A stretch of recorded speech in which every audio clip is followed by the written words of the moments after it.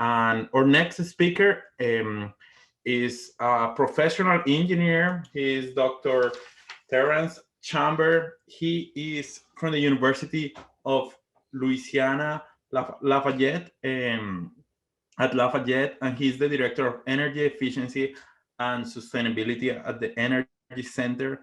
He's over a lot of solar panels. I always enjoy to see him and ask you these conversations about like how much are you paying for a kilowatt and how much you think the prices are going to go down, just because he has so much knowledge about this information and they have been researching about this system. But Dr. Chamber, he is also have research interests including alternative energies, virtual reality, optimization, and artificial intelligence. He is the author of over 60 publications and has been awarded over $10 million in external funded research grants. So Dr. Chambers, thank you for being with us here today, and the mic is yours. Thank you very much. I appreciate the opportunity to be able to visit with you today. So let me share my screen.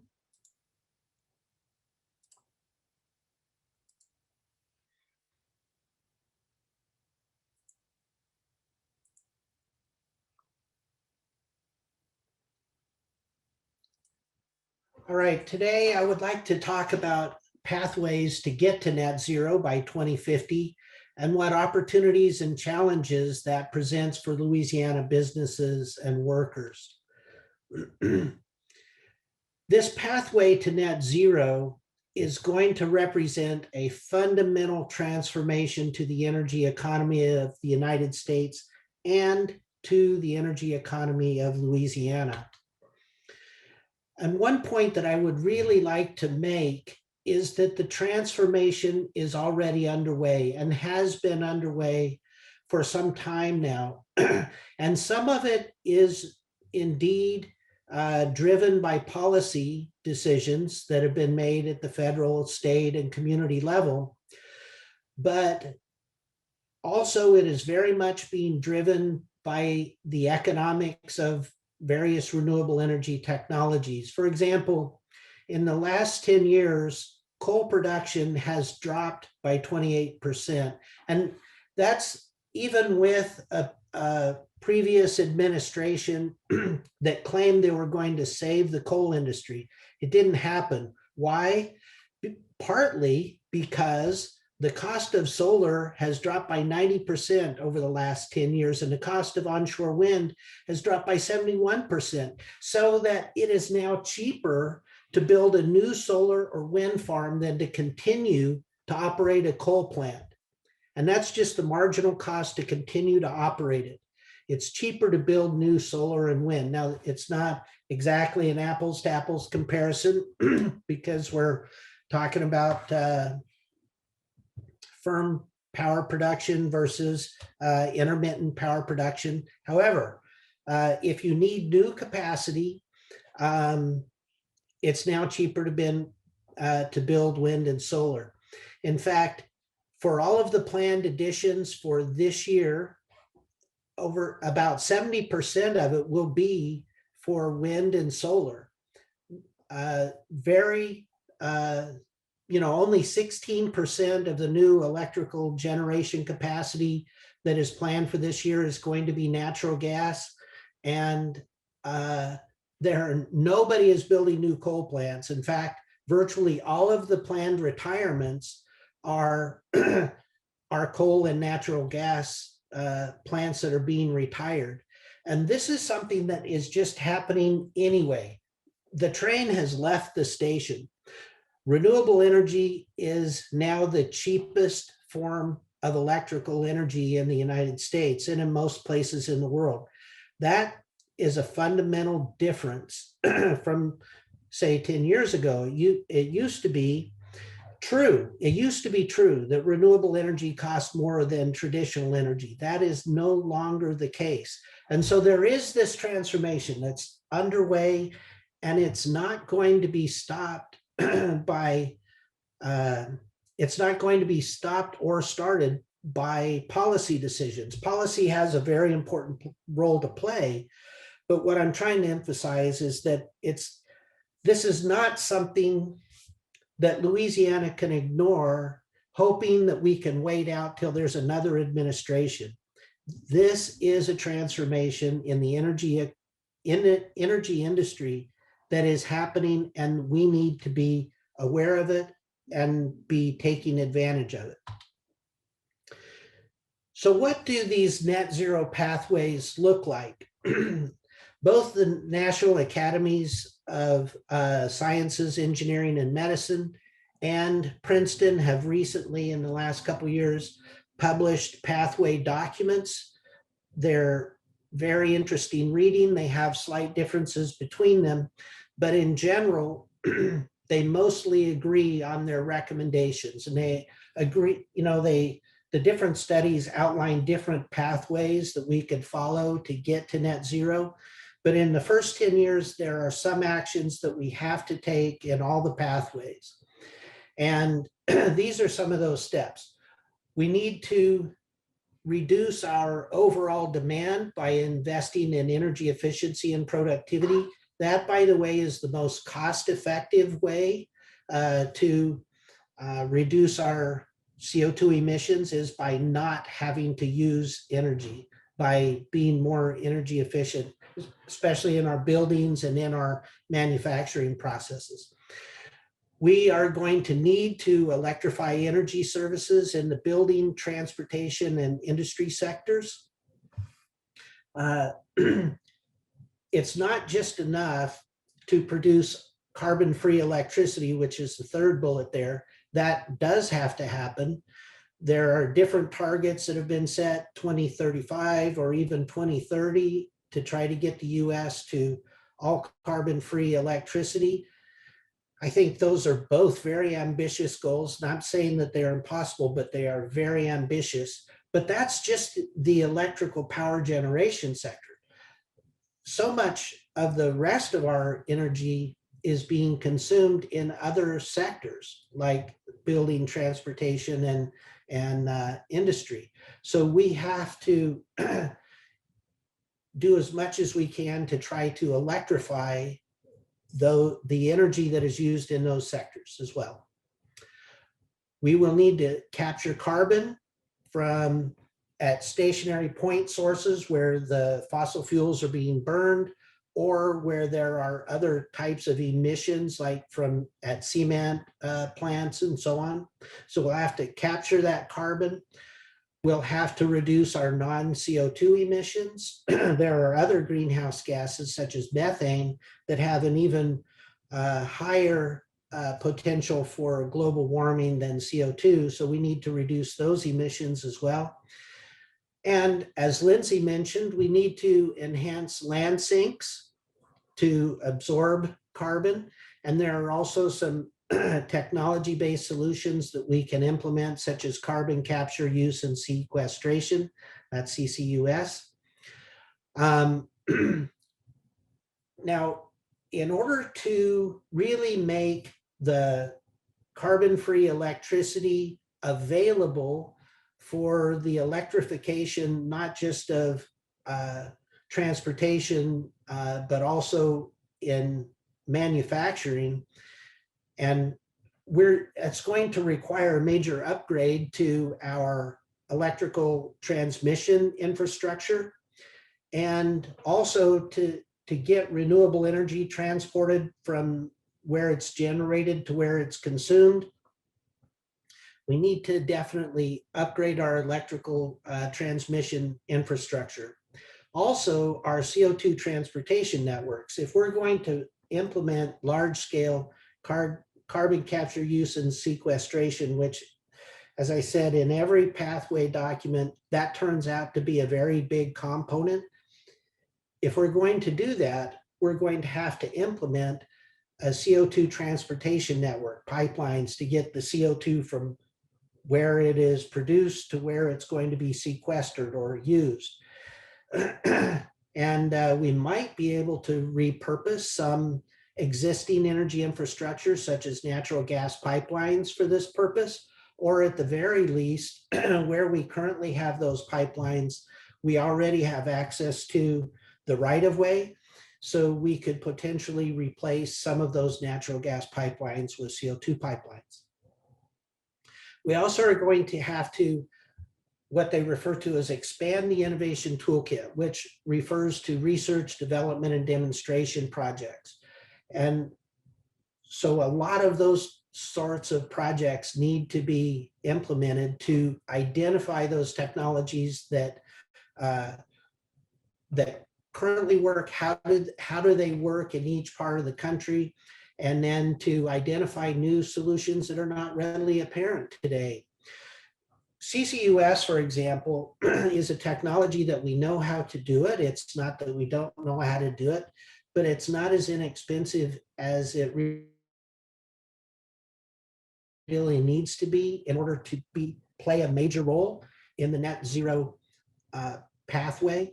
And so there's a lot of research that needs to be done to make that more cost effective. A whole lot of research in the area of green hydrogen and so on, and other areas which Lindsay mentioned earlier. And we're going to have to educate and retrain the new energy workforce. So there are lots of things that we have to be doing in the next 10 years, which some of these things take a very long time to implement. So what that means to me is if we're actually serious about doing this, there is no time to lose. We have to be moving right now. Now I'd like to shift gears and talk about the economic impact of the shift to net zero. The Princeton this diagram comes from the Princeton document. And what you see here is a graph for each one of the states in the upper 48, in the continental 48.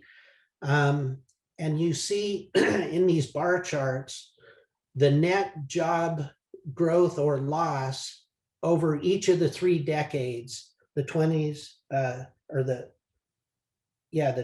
the 30s, and the 40s to get to 2050.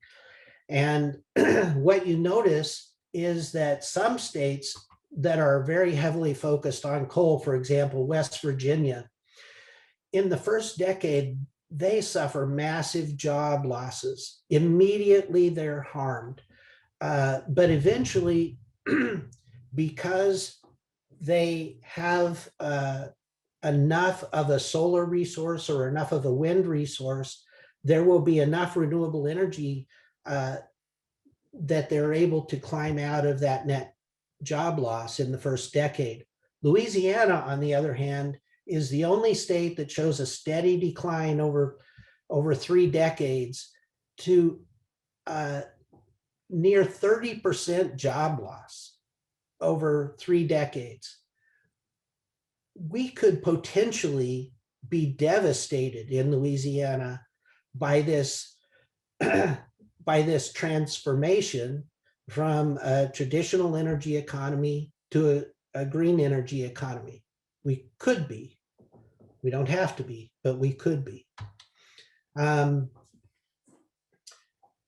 Now, in terms of the economic impact of these various net zero pathways, if you're in a traditional oil and gas or coal state, these are all things that look very frightening for good reason.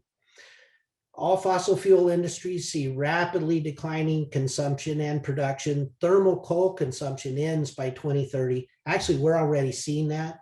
Coal is dropping off. Coal plants are closing. Oil production declines by 25 to 80%, depending on the pathway chosen. Natural gas production declines by 20% to 90%. I do believe that natural gas is going to be a bridge fuel that we're going to need to get us from where we are here to the clean energy economy of the future. But because it is greener than, say, coal or even petroleum, but still natural gas production is scheduled, if you follow these pathways, it would decline, and as many as 500,000 gas wells would close in the 2020s.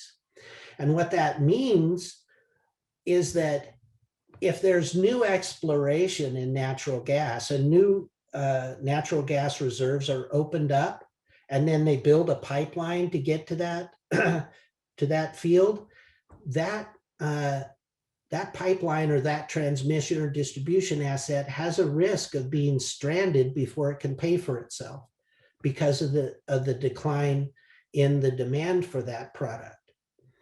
And as natural gas use falls, Louisiana will be the hardest hit. And our losses will not only happen in the extraction industry and the excise taxes that we receive from that, but also in the fossil fuel manufacturing, which is all the downstream work and the refinery type work and so on. Sometimes we don't really think of the chemical plants and the refining plants as manufacturing, but in terms of fossil fuels, that's considered manufacturing. So we face if we do nothing other than watch this happen to us and around us, we face the prospect of losing up to 30% of our jobs in Louisiana over the next 30 years. But the news is not all bad, because I believe that there are many opportunities for Louisiana. And I personally believe that Louisiana is actually well positioned to take advantage of the renewable energy revolution, and that we could come out of this actually ahead instead of with net losses. So in order to do that, though, I think we need to change our mindset from thinking of ourselves as an oil and gas state to thinking of ourselves as an energy state in a more generic sense. So here are some opportunities I'd like to talk about. And my basic feeling is this: I believe that Louisiana is well positioned to transition our economy from a traditional oil and gas state to a more diversified portfolio of traditional energy and renewable energy. We're going to have traditional energy with us in this country and abroad for quite some time still. And so one message I would like to convey clearly is that what I'm talking about is diversification of our economy, not the elimination of our oil and gas economy or all of our oil and gas jobs. That is not what I'm talking about. I'm talking about diversification. I'm talking about renewable energy, oil and gas and renewable energy. And there are a lot of equivalent types of activities that take place in oil and gas and renewable energy. So I'd like to talk about a few of those. For example, we have a great many landmen in Louisiana who are very skilled at going all around the world and securing leases for the production of oil and gas. Well, that's a very similar kind of activity that takes place with solar and wind development. There's also, I didn't put it on this slide, but there's the financing of these activities as well. So our banking industry could be involved. We're experts at building offshore oil and gas platforms. Well, we will be needing many more offshore wind platforms as well. Right now, we have a shipbuilding industry in Louisiana that builds offshore service vessels. Well, we need those for offshore wind platforms as well. Natural gas pipelines, we know how to build those. We're going to need CO2 pipelines. We already know how to put CO2 down into the ground for enhanced oil recovery. Well, that's not very different than CO2 sequestration. So the skills are similar. Refining fossil fuels is very much like refining renewable fuels and chemicals. You can use the same refineries. Right now, we export fossil fuels. There's no reason why we cannot become a net exporter of renewable energy. We are in a medium solar and wind resource band. We're not super high or super low in either one, but we could be exporting, if we decided to, we could actually export renewable energy, renewable fuels, and chemicals to everywhere else in the US and around the world. And we have a huge oil and gas service industry. We have all of these manufacturing facilities around the state that are made to build tools and products to support the oil and gas industry.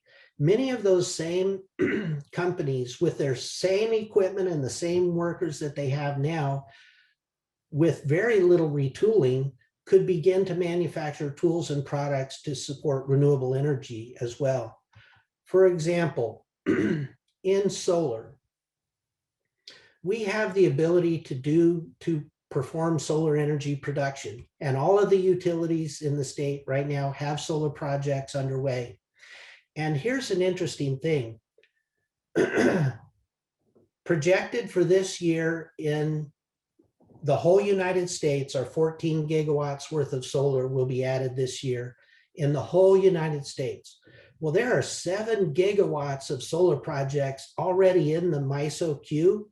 That means that solar developers have already gone to work and said, we think this is a place that we could do a viable solar project. And they spent the money to put an interconnection permit into MISO. There are 7 gigawatts of those solar projects just ready for a green light.